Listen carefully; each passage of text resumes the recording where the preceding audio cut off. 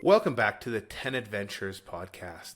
I'm back from my sabbatical traveling the world, and I am super excited because I have Nadine back on the podcast, and we're going to talk about where to travel in winter. And I know we all think of, escaping the cold and going, someplace hot to sit on a beach, but there's a lot of really cool places to explore, and no one's better positioned to tell us about them than Nadine. So, hi, Nadine. Welcome to the podcast. Hi, it's great to be back on and talking about a fast approaching and different season. And you nailed it. It is one of those seasons where people often have a very specific mindset about what a winter trip looks like. And so today the plan is just to kind of expand our horizons and start to think about some outside of the box ideas and then some classic, sun escape ideas as well. Now, I have a question for you. What do you like about traveling in winter? Ooh, there is so much I love about travel in the winter months. My kind of quintessential winter travel moment is having grown up in the UK, heading back there. I've spent many Christmases and winter breaks there, and just the Christmas markets, the lights, the festivals. Everything that surrounds Christmas period in the UK, and also getting outside for nice walks. Obviously, don't have the same level of snow that we have here, so it's a bit easier to get outside. I just love the Christmas spirit, and I love particularly being in the UK over winter. Yeah, I think like one of the things that anyone who's spent Christmas in or winter in the UK, everyone just thinks it's so festive. And whenever I meet other people who live there, it's like I wish we had that festivity here in Canada. And there's just something with so many Christmas markets. Everyone's out kind of celebrating, reconnecting with friends, and then like the Sunday, country walk to a remote pub, and kind of it has such great spirit. It does. It really embodies the winter spirit, and it's a great place to be for winter trips for sure. Just before we get started on this, what months are really considered winter? Yeah, so I mean, this varies a little bit depending on who you're talking to, but when we're thinking about it in terms of what we would consider someone booking a winter trip as, that would be 3 months. So that's December, January, and February. November and March are still kind of considered the winter season in terms of weather, and when you're planning a winter trip, you would think of November and March as being such, but we tend to categorize those as the shoulder season. So the key winter months are really those 3 months: December, January, and February. And if you're booking a trip during those months, it's definitely a winter trip. And if you're in the Canadian Rockies, it's already snowing. So it's October, and I Yes. think I think the first ski hill opens like the start of November. So if you go to Canada, Yes. winter's a bit longer. Yes, you've got plenty of months to get in those winter activities in Canada, that's for sure. What are we seeing our guests booking right now for this winter? Yeah, so winter 2023 and 24 is looking pretty diverse in terms of what people are booking. We've got a lot of guests planning to trek in the southern hemisphere, so kind of pulling a season swap, leaving winter in the northern hemisphere to head to summer in the southern hemisphere. What that looks like is trekking tours in Chile, so Torres del Paine. I was there last year myself, and I can absolutely see why it's a really, really popular destination for people that are looking to enjoy some incredible trekking and natural landscapes. The Colombian Andes are also quite popular during the winter months, as are the Ecuadorian Andes. Another kind of unique trip, and I think it's one that's on a lot of people's bucket lists, and we've had a lot of requests for it lately, would be the Galapagos. So, in terms of the most popular time for people to visit the Galapagos, that's going to be the December to February period. But their warm and wet season actually unfolds between January to June. So there's pretty much, several winter months in there when you can take a trip to the Galapagos. And why it's such a great time to visit the Galapagos? Well, of course, you've got warmer weather, warmer seas, calmer seas, meaning great underwater visibility for people that are looking to get in the water and do snorkeling. If you're doing a cruise in the Galapagos, calmer seas makes for smoother sailing. And the vegetation is really lush as well. So overall, it's just a brilliant time to visit the Galapagos. And we're seeing people, joining mixed group tours or planning a family trip there on a private basis. There's a ton of options, and it's just one of those destinations that is definitely once in a lifetime. You've got to do it. It's on our bucket list, and Same. it is. My kids have learned about it in school, and they're all really into nature. And so I know my parents did it, 20 years ago, and they talked about seals coming up and nibbling like your fingers and your Yes. toes, and just it just sounds like an incredible experience. The So blue-footed boobies, yeah, the yeah, yeah. penguins. The Yeah, I'd tortoises, I say think, everywhere. everything. Just like being on another planet, really. It's such a Mm. unique spot. Obviously, the Caminos we've chatted in other series for travel in different periods are very, very popular for our guests in the summer and autumn. But we're also getting quite a lot of requests for people looking to walk the Camino during the winter months. So the Spanish and Portuguese Caminos. Just worked with a family of 6 that booked the French Way for December. And obviously, with the Camino kind of revolving, around the history of Catholicism and so many monuments and sites along the way, Christmas period is a really, really special time with tons of festivals and celebrations. So you've got the upside of it not being as busy when walking the Camino in these months, but then also another upside of just a really special time to be there. Yeah, I feel like all of kind of coastal southern Europe, it's going to become a really popular, not just shoulder season, but winter season, because you can go somewhere and it's going to be 15 degrees, and that's not warm. You're not going swimming, but it's a really nice temperature to get out and do cycling or walking, and just kind of like get out of the deep freeze here in northern North America. Absolutely, yeah. And as we're seeing with temperatures rising all across the globe, it's making those peak summer months pretty difficult for a lot of people to get out and walk 25 or 20 kilometers during the day. So I think you're right. It is going to see an upsurge in people thinking, hey, like forget the summer, let's do it in the winter when there's less people and it's actually comfortable to walk, right? Yeah, now there must be some people like me who like the winter, but what are we Yes. seeing that's popular in winter? Like actual cold, snowy winter. Yeah, so we'll call those the real winter trips. Yes, definitely European winter trips based around snow are quite popular for our guests as well. So we're getting quite a lot of requests for particularly cross country ski tours. We've got some great self guided options and also some guided ski groups where you can join a group or have your own private group. The 2 countries I'd say we're seeing our guests travel to most are Italy. The Italian Dolomites are quite popular for cross country skiers, and Iceland as well. And you've got the added bonus when going to Iceland of the opportunity to see the Northern Lights, which is just the cherry on the cake, so to speak. It's spectacular. Now, I meet a lot of people who come to Canada in the winter because they've never seen snow. They've never seen, the aurora. Are our aurora tours here in Canada popular? Yes, definitely. I like to think of it, having done it myself, as your classic winter getaway. So we've got a great trip based in the Yukon territory of Canada, all the way up north. And the whole focus of this trip is to get out with professional aurora guides and see the aurora borealis. So you head out to this really remote cabin outside of Whitehorse. You set up your viewing site. There's cameras. Everyone's ready, and it's just an incredible light show. You head inside for, hot cocoa and snacks and then warm yourself around the fire. It is like such an incredible winter getaway, and it's a pretty short trip as well. So a lot of people do it over a long weekend. You can do it in 3, 4, 5 days, depending on your preference. And it's definitely one of our top requested trips for our guests booking winter travel at 10 Adventures. That sounds incredible. Let's talk a little bit. So we've talked about what's popular right now, but a lot of people are looking for inspiration, and let's maybe talk a little bit about the different types of trips. And you kind of broke them down a little bit in our discussion already. There's people that just want to escape the cold and find something sunny and warm. There's people that want to go and like get hiking and biking in the winter. I know a bunch of folks who do, like, they're hardcore cyclists in the summer, and they use the winter to go travel to warmer destinations to stay in shape.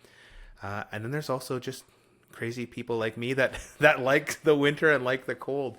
And so why don't we look at those 3 different options and start with sun, because it's a cold, rainy, sleety day here in Calgary, and I could use some sun. So what do you recommend for sun seekers? Yeah, let's go there for sure. So I think it's a great way to break it down. I think when it comes to a winter trip, it's really about thinking, what are you looking for? So if you're what I like to call a sun seeker, and we definitely have those guests that reach out in Jan and Feb and say, I don't care where I go, just suggest somewhere where it's going to be warm and beautiful and not snowing. And in those cases, yeah, there are some trips to start thinking about planning for the winter months. Asia is a great time or a great continent rather, to travel to in the winter months. In general, over the winter months, you've got the cool, dry season, which lasts from November to April across most of mainland Southeast Asia. And of course, when we say cool, Richard, this is in a relative term in terms of the extreme heat they typically experience at other times of the year. So it's definitely not cool in terms of, you're going to be wearing a sweater and a jacket. It's cooler than their peak summer months, which makes it very, very popular. Countries like Thailand, Cambodia, we're getting a lot of requests for Vietnam as well. And what I love about these trips in Asia, and it can be focused on, whether you're doing a walking tour, a cycling tour, but there's also such an element of cultural discovery in Asia. You've got incredible gastronomy. You really get immersed in the local atmosphere and the local cultures, and you come away having learned a lot. Anytime I've been to Asia, it's just felt like such a revolutionary experience where you just come back with your horizons broadened and inspired, having learned about a new part of the world. So I would say Asia is a great destination for sun seekers. Again, not as hot as it is in other months, but you'll still get your dose of sun and warmth, and beaches, of course, too. I actually spent a couple months, November and December, like 10 or 15 years ago, in Thailand, Cambodia, Laos, that whole area. Oh, amazing. And I never even wore the trousers I took. It was shorts every day. So when we say cool, I think it was like kind of like 27 to 32 every day. And Yes. just tons of active stuff to do. So lots of hiking, a ton of cycling. The cycling I did around Angkor Wat in Cambodia is, definitely it's on like the family bucket list. My kids like riding bikes, and it's, pretty much car free. You can just kind of explore on your own pace, and it's fantastic. And let alone Indonesia and Vietnam, which are also just incredible, wonderful, diverse places. It's the only hard part is it's a long flight, so you it's hard to do it for 2 weeks. Like you almost have to. You can do it, maybe 2 weeks is the shortest, but these aren't places you can go for 7 days just because the flights are so onerous. That's a great point. Yeah. And what we often see our guests doing is combining a couple of those countries in one trip. So, if you're going to go all the way over there, why not discover Cambodia, Thailand, and Vietnam over the course of 3 weeks if you have that? So it's definitely one of those trips that takes some planning because it is a big one and tends to be pretty long in duration, but just an incredible opportunity to enjoy a winter getaway. I love it. I love it. Other sunny destinations that you think people should get on their radar? Yeah, what comes to mind beyond Asia would be Central America. Obviously, I think when we think of Central America, it's one of those sort of winter escape destinations that we think of people going to get on the beaches and, swim in the ocean. That being said, there's just a wealth of opportunities for adventure as well in Central America. The best time to visit Central America is between December and April, which is the dry season. Costa Rica is top of mind when I think of a winter getaway in Central America. Costa Rica comes to mind for me. January is one of the driest months in Costa Rica, so it's a great, great time to visit.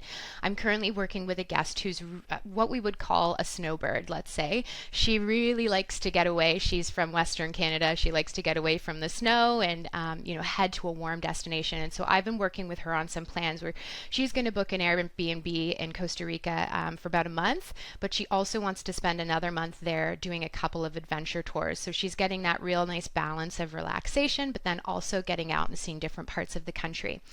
When it comes to Costa Rica, specifically, we're seeing a lot of guests wanting to travel in the Guanacaste province. So this is northwest Costa Rica, renowned for adventure lovers of every kind. You've got the Volcanic National Park there, you've got beaches, you've got hot springs that you can relax in after a day of hiking, tropical forests, and the wealth of activities there are just really, really incredible. Another unique thing about Costa Rica is in a lot of countries we offer in Central America, they're mostly guided trips. But in Costa Rica, we actually have plenty of partially guided options where you're traveling independently, but then meeting up with a mixed group and a guide to enjoy specific activities, but then also self-guided as well. So if you're a real independent type traveler and you're not interested in joining a group or a guide for a trip, Costa Rica is a great destination as we do have some self-guided trips there as well. Uh, Along the line, in line with Central America countries, Nicaragua is another one.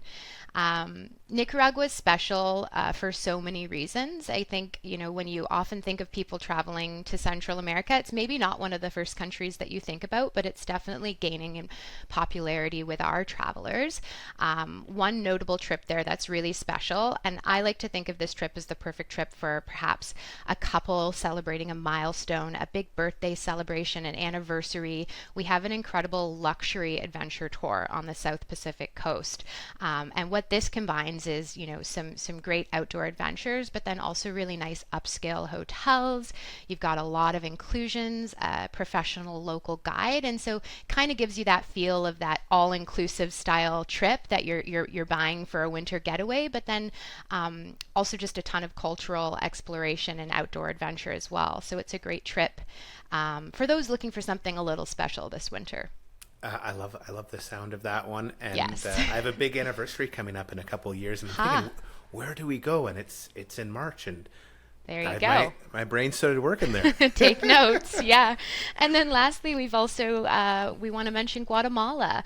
We've recently added some fantastic trips in Guatemala. Again, this is a great destination for families looking for something active to do with the kids, something unique and different. We've got multi-sport adventures there that combine mountain biking, kayaking, rafting, hiking, some short 5-day tours there as well. So really great for combining with, other travel plans that you may have. So I'd say in short, if you're looking for a sunny destination, Central America and Asia are two great continents to think about. And I think one thing just about Central America is I talk to a lot of people, and they're a little bit concerned. How safe is Central America? And the reason I think why a guided tour works so well, especially in Nicaragua and Guatemala, is Yeah. People who live there, they understand where it's safe to go, what it's safe to do.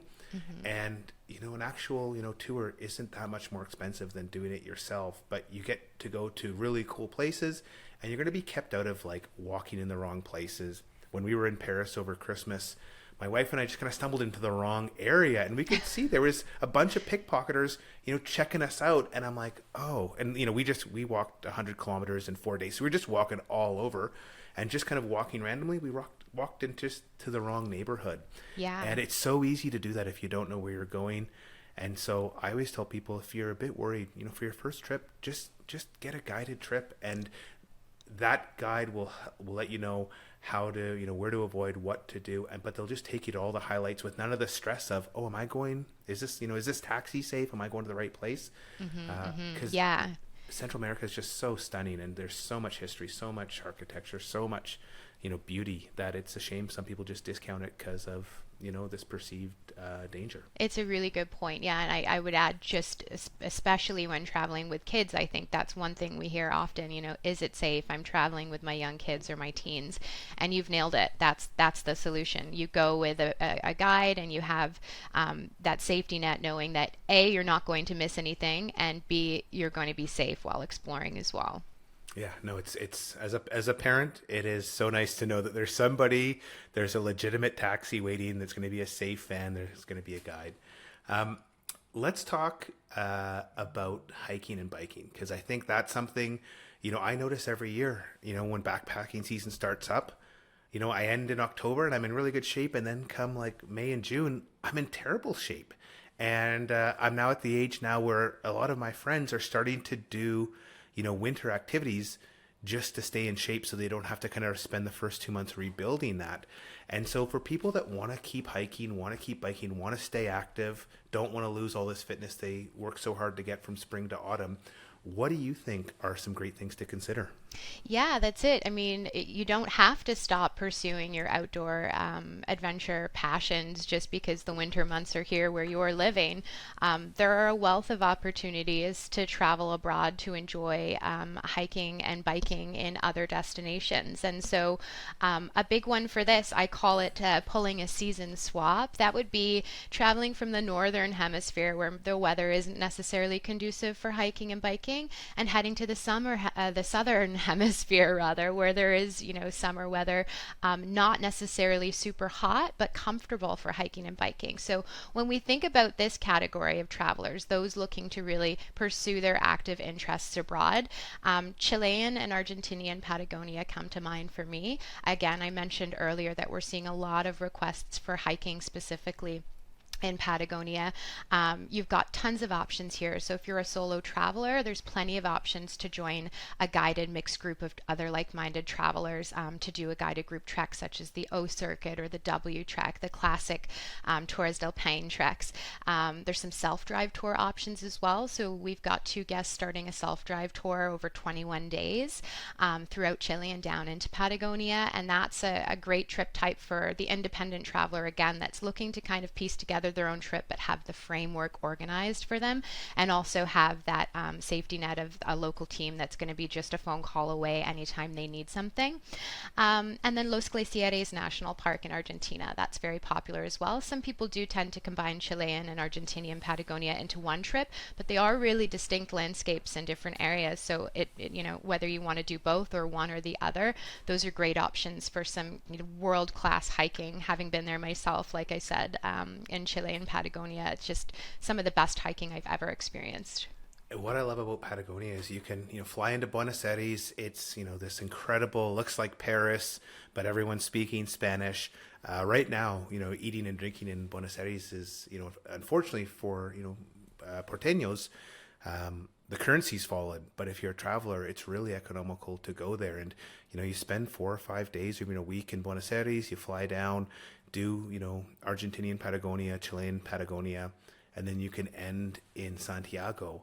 You kind of get the big city hustle and bustle, and then you also get this incredible outdoors. It's just a really special trip, and it's super, super safe. Like it's just a great place to explore. Absolutely. Yeah, you've mentioned the contrast there of that kind of bustling city, and then also when you're in Patagonia, you really do feel like you're just in another world. It's so remote and so undeveloped that it's just a really, really special experience, especially when contrasted next to those big cities. What are so Patagonia is great for people in North America. It's a bit of a long flight for people in Europe. Is there a place, if you're in Europe, that's, maybe a bit easier to get to stay healthy in winter? Tanzania. Yeah, absolutely. Another bucket list trip. I think, what do you think of, Richard, when you hear Tanzania in terms of the ultimate trek? I think so. I spent some time in Tanzania, but I don't know why I didn't climb Kili. This was Yeah. 25 years ago. But just the diversity of all this nature, all this Mhm. wildlife, safari, and then going to the coast and just sitting on a beach. And then, now that I know about Kili, I didn't even really know about it 25 years ago, but like the idea of you go to Tanzania, you climb this incredible, the highest mountain, highest point in Africa, Mhm. and then you go on a safari. And then you Yeah. just go sit on the beach. It's got everything. Like it is really a dream trip if you've got 2 weeks or a bit more. It's just like the perfect vacation. Yeah, that's exactly it. It can be such a diverse trip. You don't, and often when we see our guests booking a climb of Kili, they're often combining it with a safari because you can't go all the way there and not spot the big five, right? So those two go hand in hand. And when it comes to planning Kili, it can be a little bit overwhelming. There are a lot of different routes, the most popular route being the Makame route, which heads up the southern slope of the mountain. But there's a ton of route options. You've got the Rungai, the Lamosho, the Marangu, and so it can be a little bit daunting figuring out, what's the right route for me? What are the accommodations like? Am I staying in a hut? Am I camping? That type of thing. And so it's one of those trips where I definitely say reach out to an adventure specialist at 10A, like myself or one of my colleagues, as we can really walk you through the process of making sure you're choosing the right route to climb Kili, and you can check that off your bucket list because it is a big one.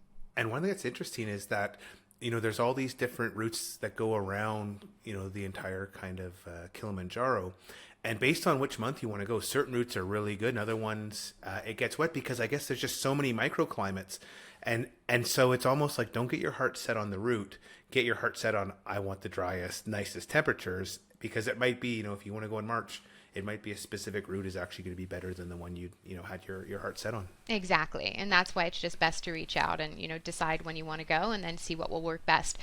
We can't forget also great biking opportunities in Tanzania as well. So we've got an incredible bike tour that goes around Mount Kilimanjaro. And with that, you get to combine the Maasai culture, you've got wildlife, you've got really cool, unique villages along the way. We had a couple of guests do it in a private group last winter, and they just had it. Their pictures were phenomenal. They had an incredible time, and they noted it was just the trip of a lifetime. It had everything. It had culture, great food, awesome biking. They loved their guide. So it's not necessarily just a trekking destination for bike lovers. It's a great trip destination as well. I remember those photos. You shared them, and Yeah. it's this red earth, and kind of getting away from where all of us tourists normally go, and just having a really authentic East African experience. That's It it. just looked phenomenal. Yeah, totally. Another trekking destination we're seeing a lot of requests and bookings for would be Ecuador. So the nice thing about Ecuador is there's a real range of difficulties when it comes to trekking there. So we do have, really moderate to very challenging treks for those that are looking to really, test their endurance and sort of set a goal for themselves and achieve it. But we also have some great family trips there with light hiking, which are great for the winter months as well. Another country where it really is beneficial to have a guide with you, that knows, where to go, where not to go, who's going to make sure you're seeing the best of the best, and nothing else really. Yeah, what always surprises me is just how close Ecuador is, and Yeah. it's actually just it's so easy to get to from the U.S. and Canada. Where I always wonder, like I've actually never been to Ecuador, and when I look at flights, I'm like, what? This is like closer than parts of Canada, like Eastern Canada, and I'm Yeah. like, why haven't I ever gone here? So it's Ecuador and Colombia are two places that it's kind of I didn't I never clued in. Hey, these are really easy to get to, and something you can do for a 5 or 6 day trip, especially if you're around one of the big airports in the U.S.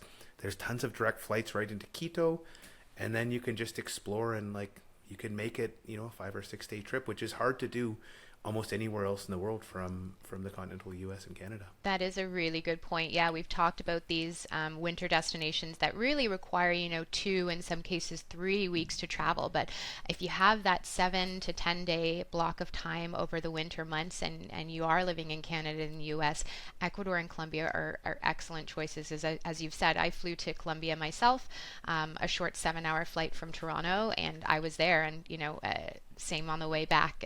You realize then, oh my gosh, why haven't I been doing this all of the years prior? So, what are some other options if you want to get out and hike and bike? Hike and bike, yeah. So, Europe, I mean, not all of Europe, but in some places in Europe, in particular, Spain and Portugal, you're going to experience sort of milder temps. And as we know, Europe in the summer months are overrun with tourists. The prices are really high in the summer months in Europe. And so, if you're looking for that kind of perfect mild temperature, some opportunities for island escapes, I would focus your sights on Spain and Portugal. In Spain, obviously a ton of islands. We've had quite a few guests booking trips in the Canary Islands, so La Gomera, La Palma, Tenerife. Nothing says a winter getaway like an island escape, but then, we often forget it's not just beaches. There's amazing opportunities for hiking and biking in these destinations as well, which we're seeing our guests book.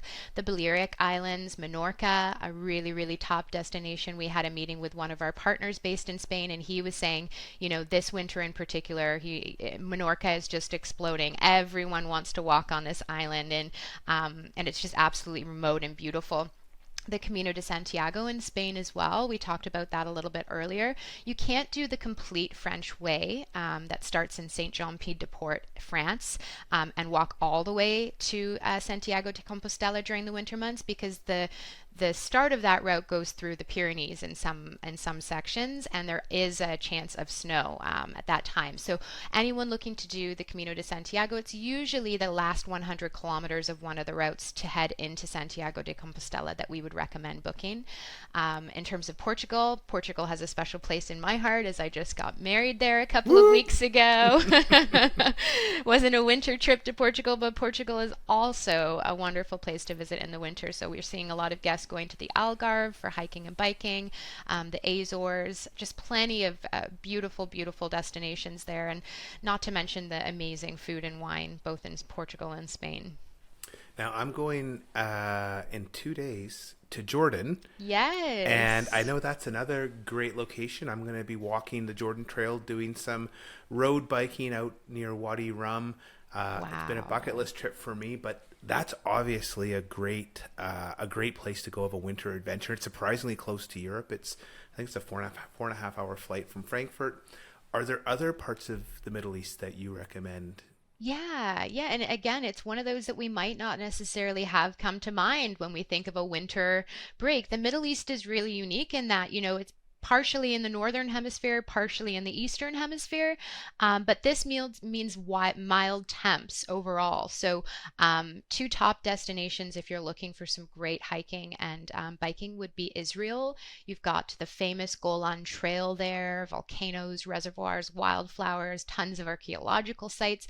I think anytime you think of a trip in Israel, whether it's focused on hiking or biking, you've also got to think, wow, just the wealth of history there is phenomenal. And for anyone interested in history or looking to get more into it, it's a great place to be. Popular destinations in Israel during this time would be the Negev Desert, some great trekking opportunities there. Of course, the Judean mountains, beautiful landscapes. And there are a ton of guided and self guided options here as well. So we've got a couple of guests starting trips in the Judean mountains in December and November. And I know they're really looking forward to exploring that part of the world. Jordan being the place that Richard's heading to in 2 days. We've got a great trek. It's the Dana to Petra trek. This is awesome for solo travelers that are looking to join a mixed group with a guide. It runs November through January. It's a 9-day trip. It's an excellent choice for those looking to really get off the beaten path, explore an extraordinary destination, and do it with the safety of a local guide and alongside other like minded travelers. Yeah, I can't wait for it. And just it's like 27 Celsius, so it's gonna be nice and warm each day. Yeah. So yeah, I'll probably have the first snow while I'm away, which will be great. Yeah. Which leads us to the last type of traveler, the ones who love winter or want to explore winter. Maybe they've never really had a true winter experience. Um, what are your ideas for that? Yeah, this is I'd call them the bold winter travelers. They're the ones that are, maybe leaving snow, but they're also seeking to head to a destination with more snow. Personally, not my style, but Richard, I know this particular type of travel is close to your heart. Yeah, so for these top winter trips, we're thinking of things like skiing, whether it's ski touring, cross country skiing, ski safaris. Snowshoeing is a winter travel type that's growing a destination as well. We've got some really great trips across Europe. And then you've got soft winter adventures as well, such as the Aurora Borealis tour that we mentioned, where there's not a big physical demand, but you're actually going, to do something sort of spectacular, such as see the Northern Lights. And then there's some outside of the box ideas as well. Dog sledding in the Yukon. We've got some dog sledding in East Greenland. So I'd say there's something for anyone that's looking to spend some time in the snow, getting outdoors, and just having a great time. Those all sound great.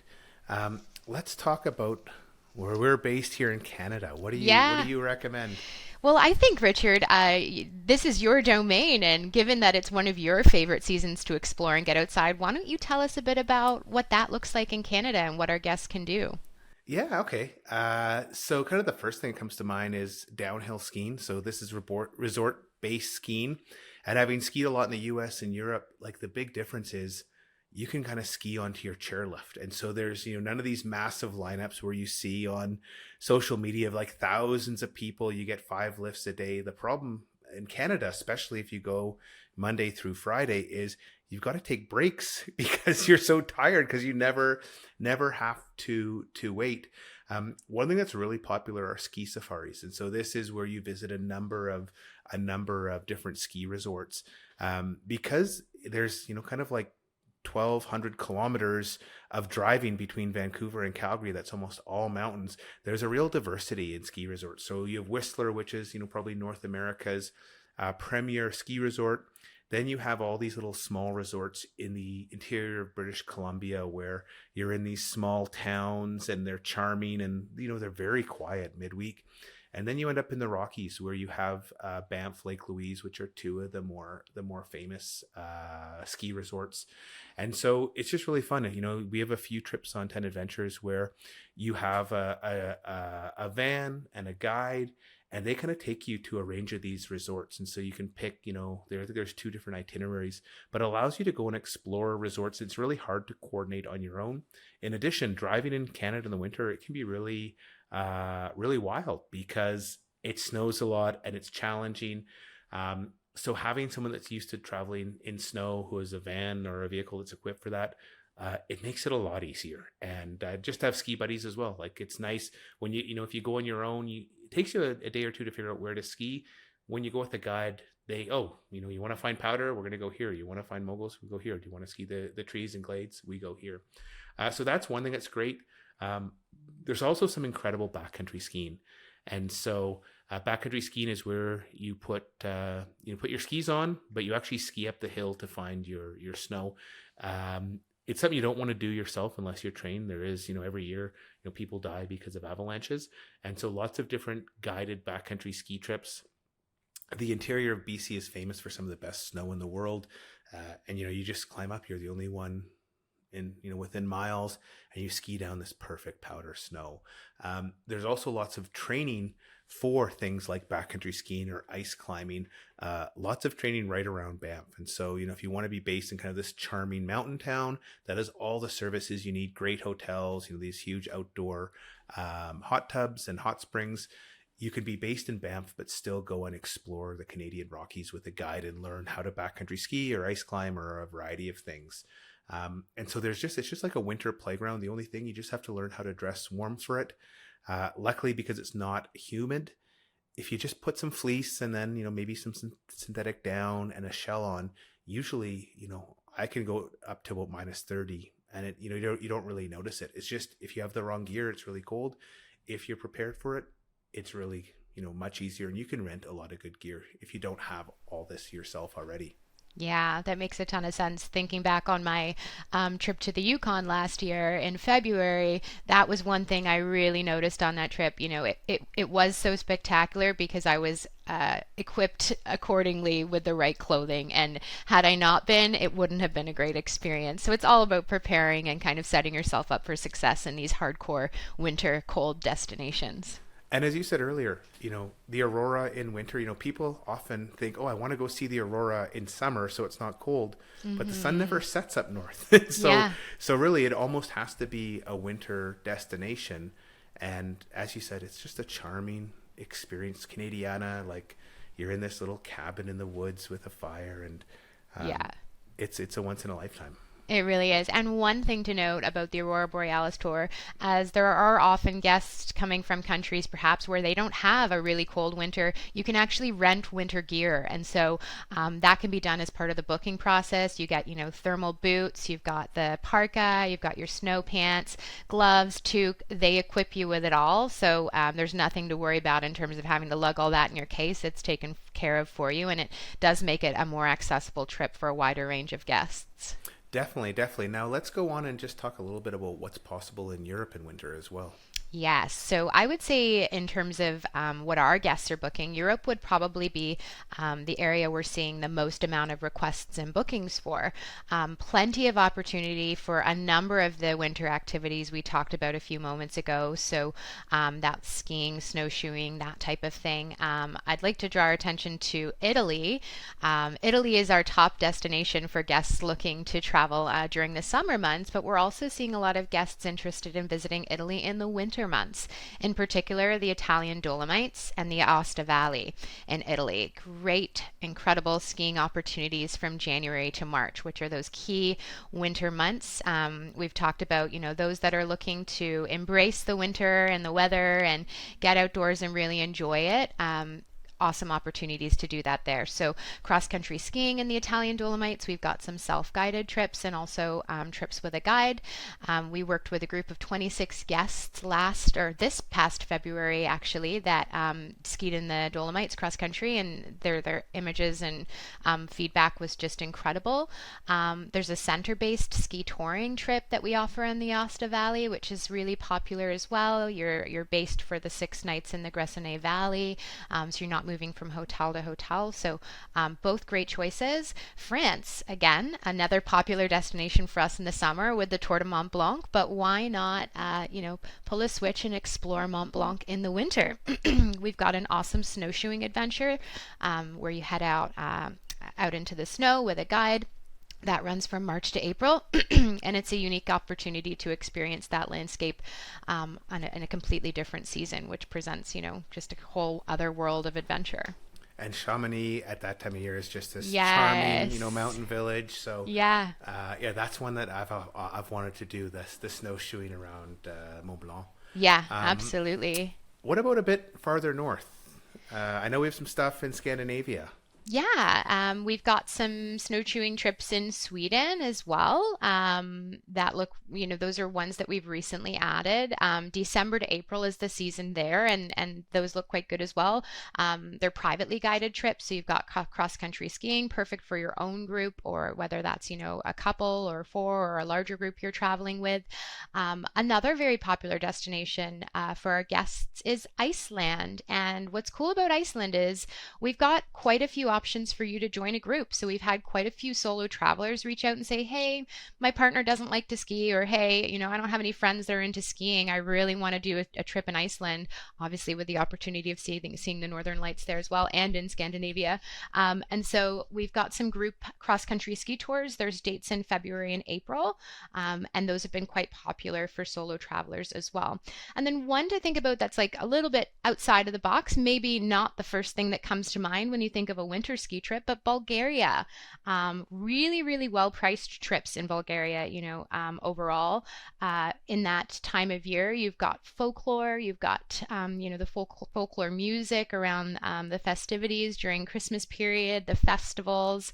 So we've got some ski touring trips there and also some snowshoeing trips that are all guided, and definitely a unique experience to get away in the winter somewhere that perhaps you haven't been to before. This has been great, Nadine, all these places, and like always, I just want to go to them all. I can't, though, obviously. Do you have any tips for people that are trying to plan a winter trip? Yeah, so we've kind of gone over, the ideas and the inspiration behind picking your winter travel destination, but some things to keep in mind when you're thinking about planning that trip. Decide what you're looking for. So, today we've covered 3 traveler types. Which one are you? What are you looking to get out of this winter travel experience? Is it rest, rejuvenation, a dose of sun? Are you looking for a challenge, quality time with family? Because that's really going to inform your choice about what destination you want to go to.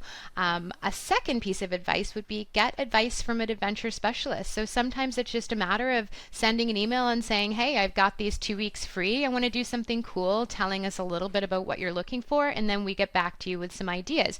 I think we all pretty well know the best places to travel in summer, but when it comes to winter, there's a bit more of a question mark on the end of that. And so just getting inspiration and advice from someone on our team, myself or one of my colleagues, is a great place to start. And then lastly, I'd say make it count. I mentioned a little bit earlier at the beginning of our chat that in a lot of cases, a winter trip can be your last trip of the year. If it's in December, you want to end the year with a bang. You want to have a memorable experience. You want to spend quality time with your family and your loved ones and really close out the year on a great positive note. And likewise, if you're planning a trip in January or February, winter months, that's a great opportunity to start the year off with a bang. So set the tone, set the bar for adventure high in the upcoming year, and have an incredible experience to start the new year ahead. I love that last one, Nadine. I think that should be for, every trip. It's like the highlight of our years when we get to go explore the world with the people we love. And Yes. often we get so focused on other things like we can't enjoy. And especially when you're ending the year, starting the year, make it Yeah. count. Thanks so much for coming on the podcast and sharing all this, Nadine. Once again, you've blown me away with all these different ideas, and I know I really appreciate it. Yeah, it was my pleasure. It was great to be back on and time to get planning that winter getaway. Definitely, definitely. I'm going to put some links to some of this places we discussed in the show notes, so check that out, or feel free to read that. We're going to sign off on this episode of the 10 Adventures podcast, but be back next week with more great stories about incredible destinations.